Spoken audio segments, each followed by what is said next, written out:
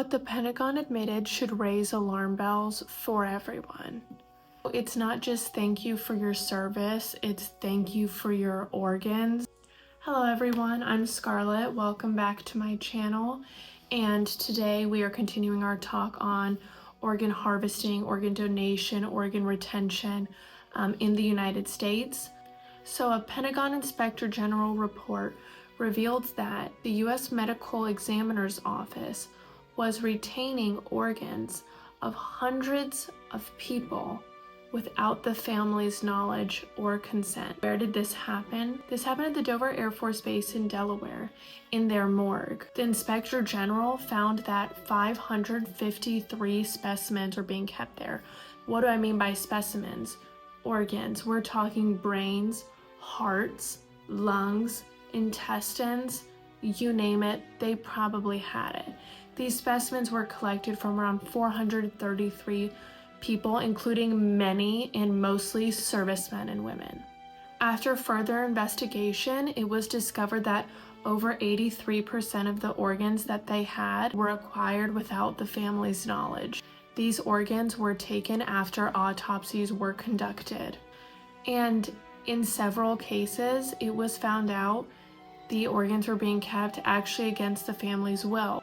One family requested that once the autopsy was finished on their loved one's organs, they would be cremated and sent back to them. That request was made in 2008. 10 years later, the Dover morgue still had their organs. So even though this abuse was discovered, it was acknowledged by the Inspector General. The Department of Defense determined that they would not be contacting the families of the deceased whose organs they still had in their possession.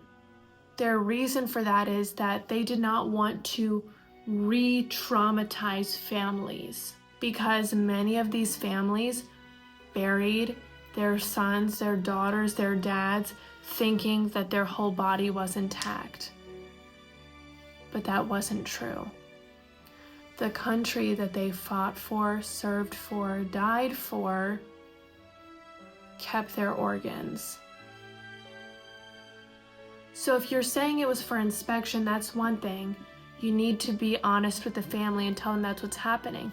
The Inspector General determined they didn't even tell the families. They didn't even know, most of them. Why?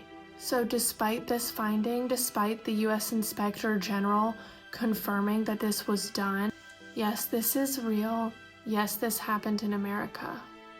I'm bringing light to this broader issue of autopsies being done on people and then their organs being kept. Now, I understand what some people say. Well, they have to keep certain organs because they need to do further testing to determine cause of death. Right, I can understand that. But why aren't you telling the families then? If that's true, why aren't you telling families? We need transparency. You can't take part of somebody that they've had with them their whole life, keep it and not tell their family. Actually, that goes against many people's religion. Don't think this happens anywhere else? They did this to servicemen and women, people who dedicate their whole life to this country. You don't think they do it to regular people like us? Take a look at what happened to little baby Samaria in Fort Worth, Texas. She died at the hospital. Then her body was brought to the funeral home without its vital organs. Her family was never told that the hospital kept her organs after the autopsy. You want another instance? Alabama. The University of Alabama was sued by 5 families whose loved ones were inmates who died incarcerated. When the inmates were brought to the funeral homes, it was determined that they're missing some or almost all of their vital organs: brain, heart, intestines, lungs, after autopsies were done on them at the University of Alabama. And the families were never informed that the organs were being kept. The response always is, well, this is a standard practice in autopsies.